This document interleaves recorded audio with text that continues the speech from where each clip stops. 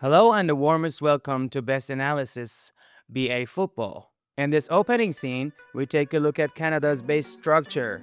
Canada starts the match in a 4-2-3-1 formation using a double pivot in front of the back line.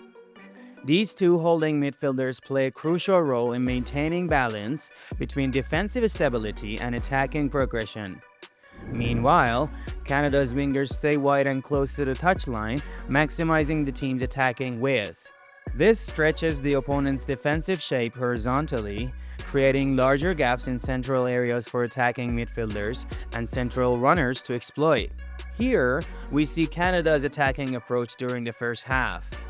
Their main objective is to get the ball out wide to the wingers and isolate them in 1-versus-1 situations against Bosnia's fullbacks. The idea is simple but effective: exploit individual quality on the flanks and create crossing opportunities from wide areas. As the wingers drive forward, more Canadian players attack the penalty box, increasing the chances of converting crosses into dangerous opportunities. Canada also positions multiple players around the edge of the box, ready to attack the second ball and loose rebounds, a strategy that helps them create several dangerous chances.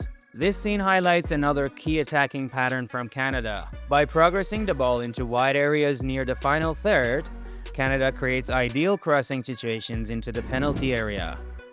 At the same time, multiple players attack both the box and surrounding spaces, aiming to win the first aerial duel and capitalize on second balls. This sequence clearly shows that Canada came into the match with a structured plan to exploit crosses, aerial battles, and rebound opportunities as core weapons in attack. Here, we see one of Canada's more dynamic attacking sequences, created through intelligent movement and space manipulation. The Canadian players managed to create a valuable gap between Bosnia's left back and left center back. Recognizing the opening, a Canadian attacker makes a well-timed run into the space and receives the ball in a dangerous position. This moment shows that Canada's attack wasn't limited to crosses alone. They were also capable of creating chances by actively manipulating the opponent's defensive structure and attacking emerging gaps. In this scene, Bosnia scores from a corner kick. The delivery is whipped sharply into the 6-yard box, one of the most dangerous areas to defend during set pieces. A slight touch from the first attacker changes the ball's direction just enough to disrupt Canada's defensive structure, and the ball eventually falls to a teammate who finishes the move. This sequence perfectly demonstrates why aggressive near-post deliveries remain one of the simplest yet most effective corner routines in modern football.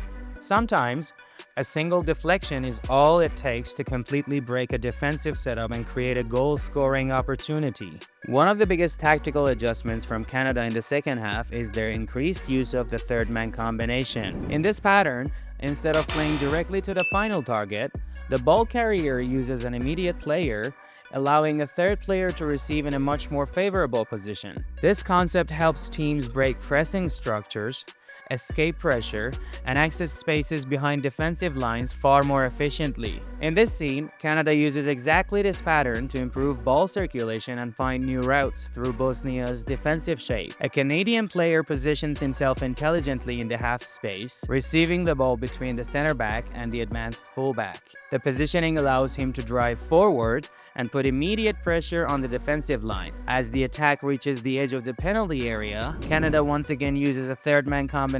Through a series of quick, coordinated passes, they move the ball between defensive lines and into the box, where a teammate receives in the half space. Once again, we see the impact of third-man concept, a tactical tool that became one of Canada's most effective weapons in the second half. Initially, Canada's midfielder wants to play a direct pass into the striker, but the passing lane is completely blocked by Bosnia's defenders. Rather than forcing the pass, he makes the smarter decision and uses a linking player as the second man. With a clever one-touch pass, the linking player releases Canada's striker into an excellent receiving position. The striker controls the ball, spins beautifully away from his marker, and creates just enough separation to shoot. He then finishes with precision, sending the ball into the back of the net.